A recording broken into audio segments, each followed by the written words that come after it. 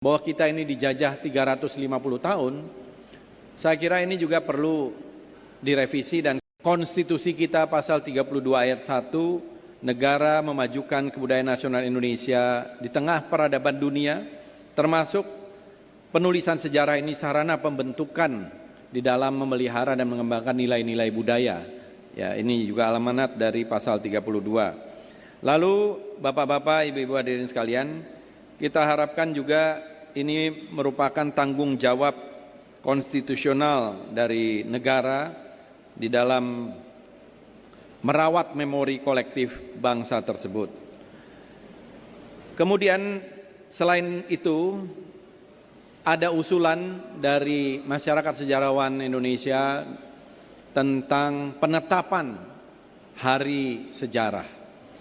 Penetapan hari sejarah ini disesuaikan dengan satu peristiwa seminar sejarah pada tanggal 14 sampai 17 Desember tahun 1957 kalau tidak salah di Universitas Gadjah Mada.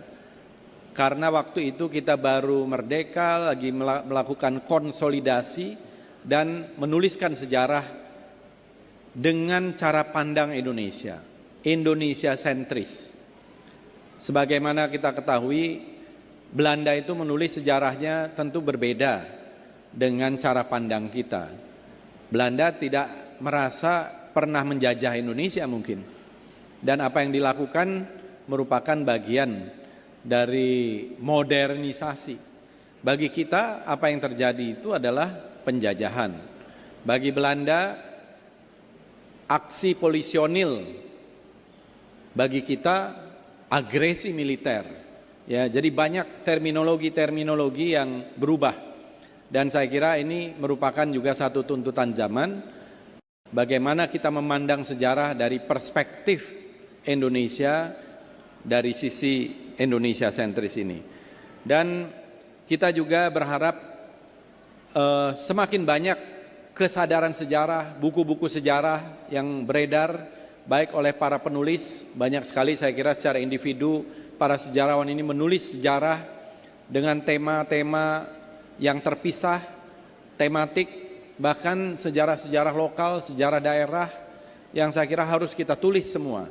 Dan ini memperkaya khazanah sejarah kita. Dan kita harapkan ini akan menjadi bagian yang terus-menerus menjadi ekosistem di dalam penulisan sejarah dan kesadaran sejarah, sehingga kita tidak kehilangan identitas. Apalagi dalam konteks buku sejarah ini, Indonesia memang tidak pernah lepas dari globalisasi. Baik globalisasi yang terjadi di masa lalu, kalau kita lihat di era Borobudur saja sudah banyak alat-alat musik yang kemudian diadopsi dari luar. Dalam penemuan yang terakhir ini bahkan manik-manik dari Jawa Timur saja sudah ditemukan di abad ke-6 itu di Silla Empire, di kuburan raja-raja Korea abad ke-6. Jadi Jawa Timur pada abad ke-6 sudah mengekspor manik-manik. Itu sebagai contoh. Jadi kita tidak pernah sendiri. Dan kalau kita lihat perdebatan yang terakhir, ya saya memang waktu itu ikut memantik lah ya. Satu perdebatan misalnya tentang out of Nusantara gitu ya. Karena memang banyak temuan yang menunjukkan bahwa kita ini salah satu peradaban yang tertua di dunia. Kalau sekarang ini diklaim bahwa seluruh manusia modern itu datangnya dari Afrika dengan teori out of Africa, mereka jalan kaki ke Eropa, kemudian ke Asia, itu sudah menjadi pakem yang umum. Saya kira itu hal yang biasa, mazhab yang biasa.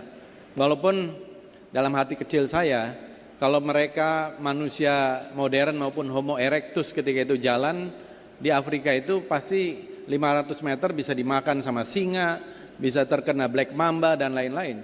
Tapi penemuan-penemuan di Nusantara itu kita sudah ada perahu, lebih masuk akal ya, dan mungkin tidak satu one way traffic, bahwa dari Nusantara inilah beremigrasi. Karena sudah ada temuan misalnya gambar perahu di Goa Leang-Leang, Leang di Muna, Maros, Pangkep, dan perahu itulah yang menjadi alat untuk transportasi beremigrasi puluhan ribu tahun yang lalu.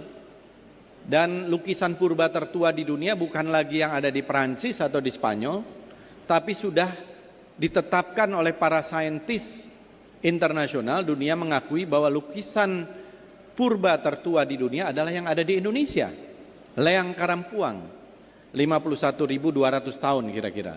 Dan ini sudah dipublikasikan di mana-mana dan sudah diakuilah dengan satu tes yang bernama uranium series ya. Saya kira para arkeolog yang lebih tahu soal itu, dan mungkin akan ada temuan yang lebih tua lagi dalam waktu dekat ini. Jadi kita melihat bahwa peradaban di Nusantara ini adalah peradaban yang sangat tua, dan saya kira ini perlu kita tonjolkan sebagai bagian dari identitas kita, dan mudah-mudahan juga ada di dalam buku ini ya, saya juga belum lihat. Dan termasuk interaksi dengan Timur Tengah, kemudian dengan Cina, dengan India, dengan berbagai macam peradaban, dengan Barat. Ini telah membentuk jati diri kita. Dan kalau tidak salah juga selama ini kita diwarisi oleh satu pemikiran yang mungkin ketika itu konteksnya dapat, karena untuk memupuk kesadaran nasional kita bahwa kita ini dijajah 350 tahun. Saya kira ini juga perlu direvisi, dan saya kira ini termasuk yang kita revisi. Ya, kalau tidak salah dari para sejarawan, yang kita tonjolkan adalah bagaimana perlawanan-perlawanan yang ada di daerah, baik itu terhadap Belanda, terhadap Inggris, terhadap Daendels ketika itu di era Napoleon, dan juga terhadap Jepang. Jadi yang ditonjolkan adalah perlawanan. Jadi kita tidak dijajah 350 tahun. Tetapi perlawanan-perlawanan itu, ada yang dijajah mungkin 40 tahun, ada yang 10 tahun, ada yang tidak dijajah sama sekali, ada yang mungkin 100-200 tahun dan seterusnya. Saya kira itu bagian yang nanti bisa kita telisik di buku sejarah ini. Dan sekali lagi tentu buku ini tetap menerima masukan, selain prosesnya itu panjang dari penulis, editor jilid, editor umum, dan kemudian telah dilakukan diskusi-diskusi publik di perguruan tinggi. Kita undang juga sejarawan-sejarawan untuk melakukan pembacaan kemudian dan masukan-masukan yang di luar tim ya, dan kita harapkan nanti ada masukan-masukan lain yang saya kira tentu ini akan sangat terbuka. Dan akhir kata saya ucapkan sekali lagi banyak terima kasih kepada tim editor umum, editor jilid, para penulis yang telah bekerja selama kurang lebih 1 tahun ya, karena saya ingat tanggal 14 Desember lalu saya diundang oleh MSI di Bandung, di UPI Bandung. Waktu itu Prof. Agus Mulyana masih dekan, belum menjadi direktur ya. Dan saya sampaikan ya, kita sudah membuat direktorat ini, ya tentu kita ingin ada penulisan buku sejarah. Dan kita harapkan nanti ini bisa kita diseminasi, bisa diakses oleh publik ya, setelah mungkin ada masukan-masukan yang terakhir dan juga catatan-catatan yang bisa kita lihat selanjutnya. Demikian, terima kasih kami ucapkan kepada semua pihak yang telah mendukung. Dan download Tribun X sekarang, menghadirkan lokal menjadi Indonesia.